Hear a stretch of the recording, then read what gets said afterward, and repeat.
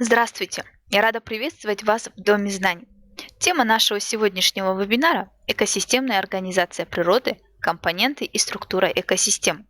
С данной темой вы ознакомились в ходе просмотра видеоурока на сайте Дома знаний. Сегодня мы продолжим изучать данную тему. И начнем мы сегодняшний вебинар словами академика Владимира Ивановича Вернадского. Он говорил: ни один живой организм в свободном состоянии на Земле не находится. Все организмы неразрывно и непрерывно связаны прежде всего питанием и дыханием с окружающей их материально-энергетической средой. Вне ее природных условиях они существовать не могут.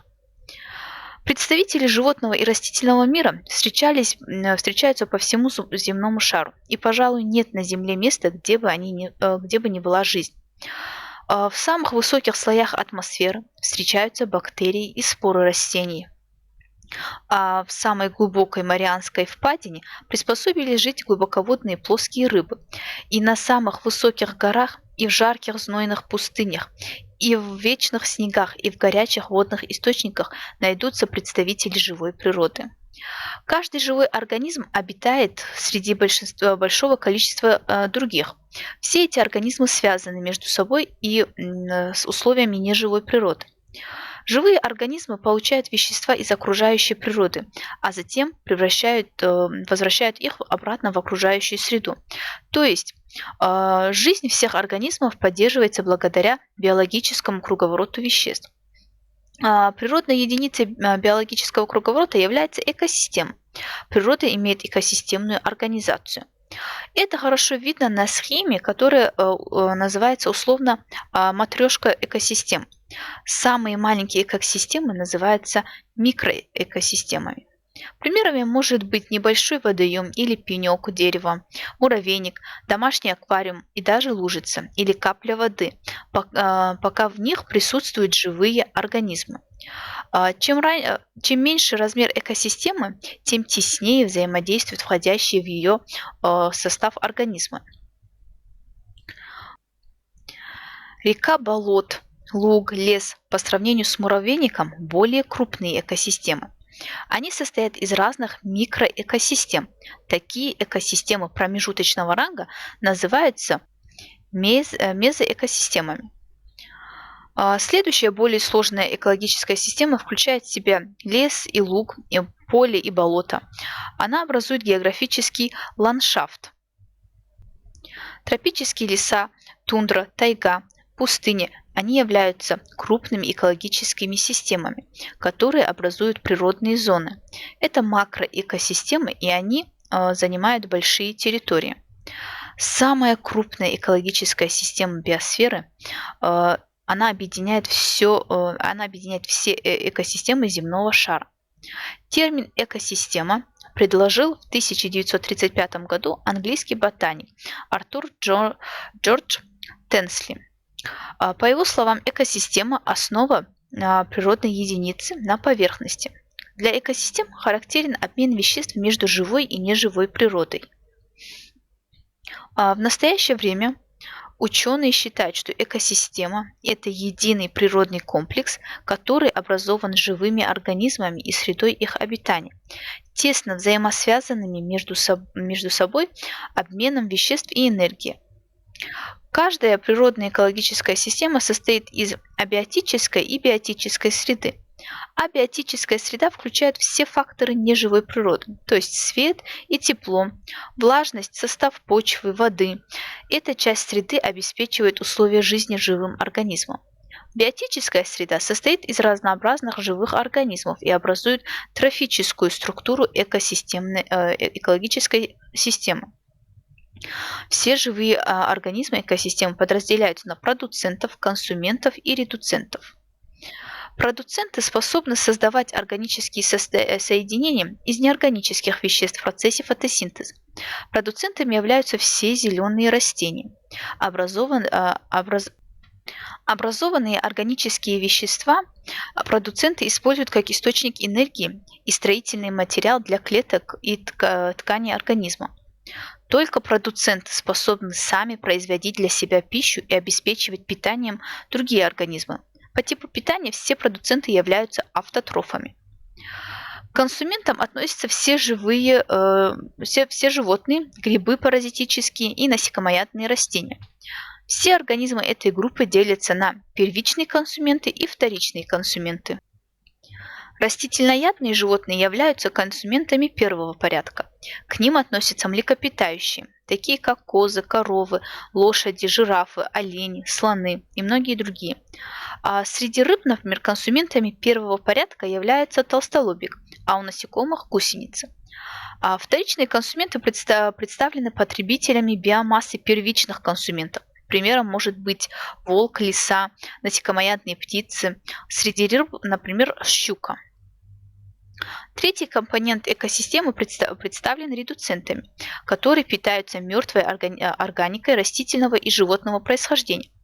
В экологической системе продуценты участвуют в минерализации остатков, которые постоянно накапливаются в ходе жизнедеятельности организмов.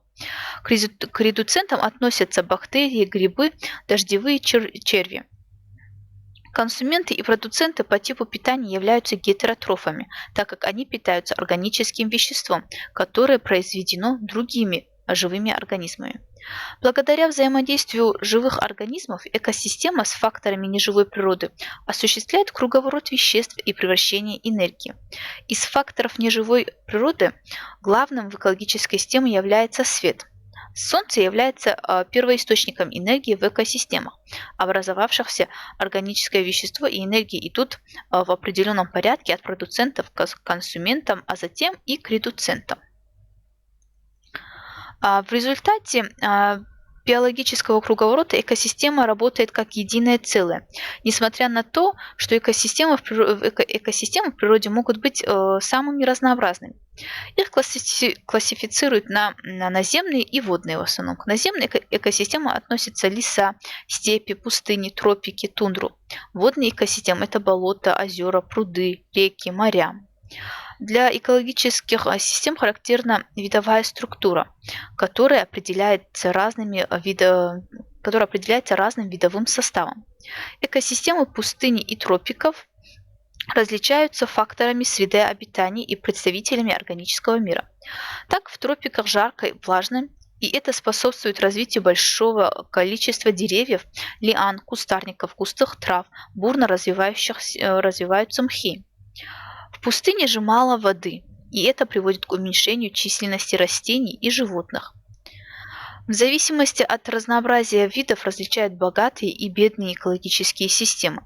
Кроме тропических лесов, к богатым экологическим системам относятся долины рек, коралловые рифы. Но самые интересные и красочные – это дикие леса Амазонки. Здесь огромное разнообразие флоры и фауны. Экосистема амазонских лесов включает в себя около 40 тысяч видов растений, 500 разновидностей млекопитающих, 300 видов пресмыкающихся и огромное количество насекомых. Одних только бабочек насчитывается более 1800 видов. Общее количество видов рыб в тропической Амазонке превышает общее количество видов рыб, обитающих на территории всей Европы. В тропических лесах Амазонки обитают такие опасные хищники, как ягуар, анаконда, пума. В этих лесах можно найти множество исчезающих видов, таких как золотой лев тамарин. Рассмотрим морфологическую и пространственную структуру экологической системы. В любой экологической системе существуют виды с характерными признаками внешнего строения. Особенности внешнего строения у организмов являются результатом приспособления к условиям среды обитания и называются жизненными формами.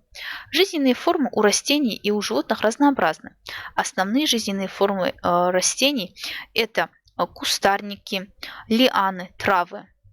Набор жизненных форм определяет морфологическую структуру сообщества. При изучении преобладающих жизненных форм можно определить принадлежность сообщества к тому или иному типу. Например, если большинство растений имеет жизненную форму дерева, то тип экологической системы называется лес. Разные живые жизненные формы, которые сосуществуют в сообществе, обособлены пространственно. Это выражается в горизонтальном и вертикальном разделении организмов. Примером такого расчленения может быть ярусное расселение организма. Особенно хорошо ярусы наблюдаются в Дубраве. Очень хорошо приспособлены к ярусам это насекомоядные птицы. Разные виды птиц строят гнезда и кормятся на разных ярусах. На поверхности земли они находят корм. Лесные птицы, например, рябчики, тетерев, глухари. В низких кустарниках обитают пиночки, соловьи. Густые кроны деревьев, их занимают дятлы, дрозды, сороки, вороны. Живые организмы расселяются горизонтально в любой экологической системе. Кислица будет расти под пологом леса. Лишайник поселится на камнях, мхи найдут влажную почву. Морфологическая и пространственная структура сообщества является показателем разнообразия условий жизни организмов, богатства и полноты использования ими ресурсов среды.